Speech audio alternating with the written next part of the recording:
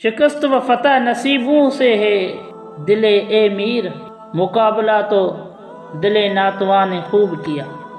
جب یہ مختلف واقعات پیش آئے تو وائسرا سے برطانیہ کے حکمران نے یہ پوچھا کہ آخر کیا بات ہے؟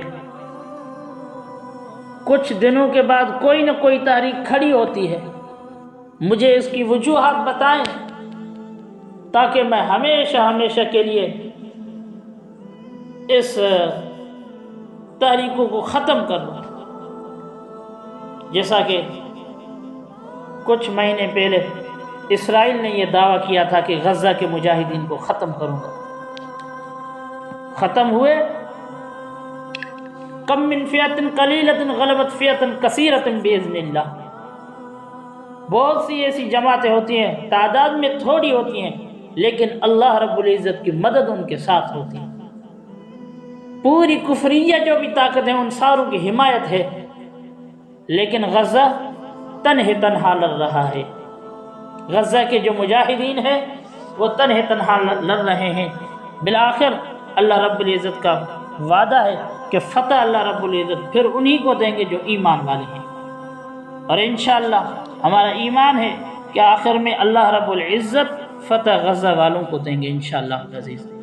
تو یہ برطانیہ کا حکمران، اس نے کہا کہ مجھے وجوہات بتائیں، کہ میں ان وجوہات کو بتائیں تاکہ میں ہمیشہ کے لیے ان تحریکوں کو ختم کر دوں۔ برطانیہ نے جو حکمران تھا تجزیہ نگار بلائے، جنہوں نے آ کر حالات کا جائزہ لیا اور کہا کہ اس وقت تک تحریکیں اٹھتی رہیں گی جب تک ان تین چیزوں کو ختم نہ کر دیا جائے۔ وہ کون سی تین چیزیں تھیں؟ سب سے پہلے قرآن مجید کو ختم کرنا چاہیے، علماء کرام کو ختم کر دینا چاہیے، اور تیسرا یہ کہ جذبہ جہاد کو ختم کرنا چاہیے۔ قرآن مجید کو کون ختم کر سکتا ہے؟ جس کے متعلق خود خدا نے فرمایا انا نحن نزلنا الذکر و انا لہ لحافظون، ہم نے اس کو نازل بھی ہم نے ہی کیا ہے اور اسی کی حفاظت کا ذمہ بھی ہم لیتے ہیں۔ جناب رسول اللہ صلی اللہ علیہ وسلم سے لے کر آج تک کوئی ایسا مائی کا لال ہی پیدا نہیں ہوا جو قرآن مجید کو ختم کرے۔ ختم کرنا تو دور کی بات، قرآن مجید کی زیر و زبر کو آگے پیچھے کر کے دکھا، میں سلام کروں گا اسے۔ مقابلے کے لیے آئے، لیکن جب انہوں نے مقابلہ کیا تو وہ جو قرآن مجید کے مقابلے میں انہوں نے قرآن بنایا یا اپنے قصیدے اشعار بنائے، خود جب انہوں نے سنا، اپنے ہی شعر جب خود انہوں نے سنے تو اپنے آپ کے اوپر لعنت کرنے لگے۔ قرآن مجید کا کوئی مقابلہ کر سکتا ہے؟ کوئی بھی نہیں، دنیا کی کوئی طاقت نہیں۔ کفریہ طاقتیں چاہے ساری کی ساری ایک ہو جائیں لیکن قرآن مجید کو ختم نہیں کر سکتے، اور علماء کرام کو ختم کرنا چاہیے۔ دوسرا ان کا جو پروپیگنڈا تھا کہ علماء کرام کو ختم کرنا چاہیے۔